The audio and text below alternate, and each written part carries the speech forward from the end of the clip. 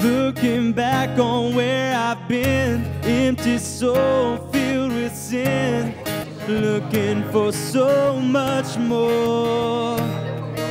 But now I'm seeing life through different eyes, giving all I remember my first memories that I had at the Rock, and was the karate club. I remember coming with my brother Abraham, and that was when I was about maybe 3 to 4 years old. I also remember coming back to the Rock again after we moved back to Garland from Oak Cliff, and we came down here, and my brother had community service and he had to come and do hours at the Rock, and so I had community service.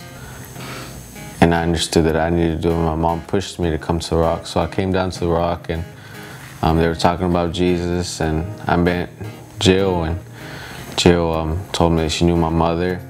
So I believed them. After some time, I started realizing that I was missing something, that there was something that I needed that maybe they had or maybe they knew about, and so I needed to check that out. You know, I was still angry, I was still upset, and there was still the same things going on at home. And you know, I was a pretty rebellious person. I rebelled against all kinds of authority. I was a pretty violent person.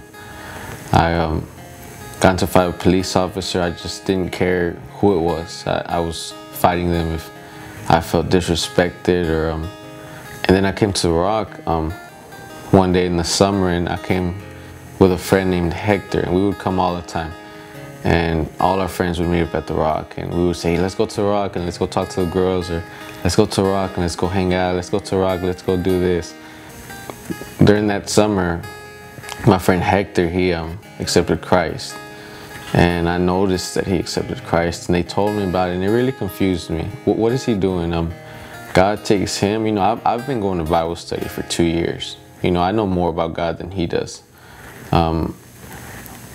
What is he doing, deciding to follow God? And I know the type of stuff that he's into, and if God accepts him, God will accept me. And so I gave my life to Christ, and my heart changed. You know, I no longer wanted to do dumb things. I wanted something for my life. And people will say, well, yeah, well, you did all these stupid things, and you know, you decided to do right for yourself. But I really couldn't explain that my heart was different, that there was something inside of me driving me to want to do the right things that wasn't there before. Jesus was the one that made me alive within myself, free from just depression, from anger, hatred. I mean, hatred for people. My loved ones let me down, so I just didn't see a purpose for human beings. So I hated them. I mean, I hated them. And I had no love for most of them, and God gave me love for people that hurt me, people that hurt my family, people that I hurt. And you know, I've never seen anything do that other than Jesus.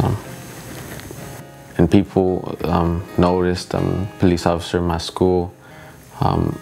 We exchanged emails. The police department, a couple of those guys were happy that they didn't have to deal with my stupidity anymore. People that I fought with were even happy. They were asking me, what happened to you? What did you do? Where'd you come from? My sisters, I told them one time, and my sister's 5 now and 3, and I told her one time, you know, I wasn't always a nice guy. And they said, really? I don't know. And it just made me think, like, you know, that my life that I live now, that some people know nothing about my background.